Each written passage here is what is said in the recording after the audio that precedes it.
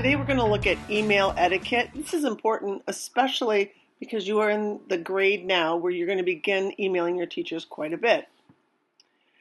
First thing I want you to look at is an example of a layout of an email. The top is the missing work. Anything that is blacked out has identifying information such as the person's name and email address who sent this to me. These are all real emails that I'm showing you. And you can see there's clearly a greeting, good evening, Mrs. Harris, and then there's a body of the email. That's the part where you write the nuts and bolts. When you write that part, you want to write it as if the teacher has no idea what you're talking about. Then there is obviously a thank you. At the bottom, it is critical that you have your signature updated. I'll show you how to do that later on in this video.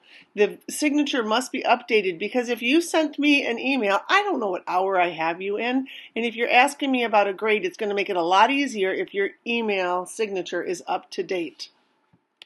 The last example was an example of me receiving an email, what it looks like on my end. Now what we're looking at is when you compose your email, what it looks like on your end, what you need to fill out. To, that's who you're sending it to. Subject, brief and to the point. Body of the email, that's where the information goes here. Again, your reader knows nothing about what you're sending them. Give them as much information as possible. And then your signature needs to be updated. I want you to notice at the bottom there are symbols that look familiar. They're from Google Doc. To think about, is your email appropriate? Proper spelling and grammar. I talk about this all the time. The little red line and the blue line. If they are present in your email, then please make corrections. Is it clear? Is it planned? Is it a professional email? Did you proofread it? Does it make sense? Does it contain a subject line? And does it have a respectful and a polite tone to it? Example of a student. He's got a subject, and that's about it. The body of the email is at the bottom of the page. It says, "Hi, Mrs. Harris," and I don't even think Harris is capitalized. "Can you please, I turned in a few things, would you please grade them?" I have no idea what he's asking me to do. I know he wants me to grade something, but I don't know what. I had to search for the email. It's not up where the body of the email belongs. Make sure you're typing where it needs to go. This is a universal layout. This works for everyone. Here's an email where the student wrote the entire email in the subject line. "Can you guys send me all of my work, please, and thank you, if you have the time?"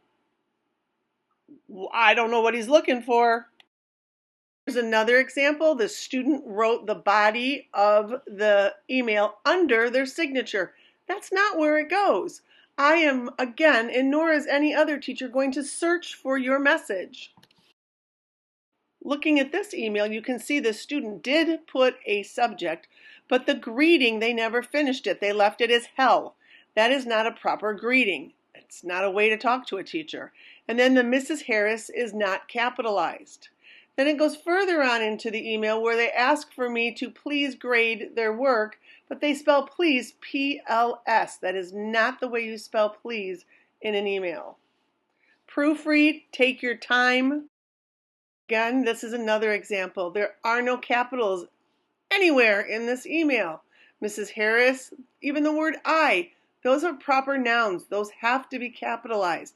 Slow down, proofread, check to see where the red and the blue lines are. Those are there to help you. These are all fine examples of a student that didn't slow down, didn't take their time, and didn't proofread. Let's look at what a good email looks like. Here's an email with a nice subject. Look, it looks just like a title. Capital T, capital W for typing week number 11. Dear Mrs. Harris, in MyStar, it says that I have a missing assignment. In parentheses, typing week 11. She's explained which assignment she is saying that MyStar says she's missing. It was turned in on Friday, December 2nd. She went and looked at the date that she turned it in, according to Google Classroom. I have attached a screenshot to show you the assignment. Again, thank you. Look at how neat her signature is. That's an excellent email. The subject should grab the reader's attention, provide a hint on what's inside, and motivate them to even open it up. We're going to look at writing your email. Notice at the top, it says, Dear Miss MS period space, that's what the red line is indicating, Parsons, comma, and then I hit the enter key to move my words below it. I want to let you know how much I appreciate your kindness when I was in your pre-K class. Again, you're giving them a compliment. You're not saying you're the best, you're my favorite. That's not what this email is about. Your email is going to be a thank you of some kind to a current Pinckney school employee. It can be a custodian, it could be a bus driver, a secretary, a principal, but they have to work. It cannot be a family member. If you are related to anyone here, you may not send a letter to the family members. Take your time, read this over. Remember, there's always one space after a period or one space after a comma. Check your spelling, check your grammar. It helps you. All these Google tools always check it for you. They do it for you. Here's your assignment. You're going to write 5 sentences for an email, and it's to a former or current teacher, like I just said. You're going to add a short subject line. Must have a signature. You did this in seminar, and I'm going to show you how to do it again in case you need to correct it. And you must show it to me before you send it. You will screenshot the email before you send it, and you're going to turn that into Google Classroom. When you start writing your email, you are doing it in a Google Doc. Then you are taking it up to me, bringing it up to me, and I will look at it and tell you yes or no that you can send it. If it's missing 5 sentences, I'm going to send you back. If it's a bunch of you're the best, you're the greatest, I'm going to send you back. Think of a way to talk to a teacher about how thankful you are for what they've done for you. Check our signature. Up in the upper right, you'll find the gear, and we're going to go into See All Settings. Scroll down until you find signature. It's just below your picture there. When you create your signature here, you have to make sure that you give it a label. I'm going to suggest you label it 6th grade because that's what grade you're in. And then you're going to list all of the classes that you have. When you are listing them, please make sure that you give them the same look. If you put first as in 1 ST, hour, capitalize the H, then you're going to do that throughout. So second will be 2, ND, third will be 3, RD. The little letters that go behind each number are the last 2 letters in the word first, the last 2 letters in the word second, the last 2 letters in the word third, and so on. Once you've got it all filled in and you've checked your grammar, you're going to go to the bottom of the screen and you are going to go ahead and you are going to save this. If you don't save it, then when you go and open up your composition, it will not be there when you go to compose it. So click Save Changes and then move on from there.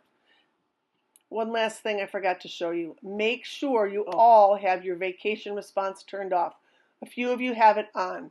So make sure you tell it to turn off vacation response. Go to the bottom, click Save, and then that way you will receive all of your emails. Now let's go out and compose an email. I click the word compose. I'm going to write who I want to write to. If I want to write to Miss Morgan, I'll begin to type her name, Morgan. If I'm not sure, I'm going to do my best to spell it. But as I'm typing it, it will automatically fill in. Once you've written your subject, you can begin to compose your email.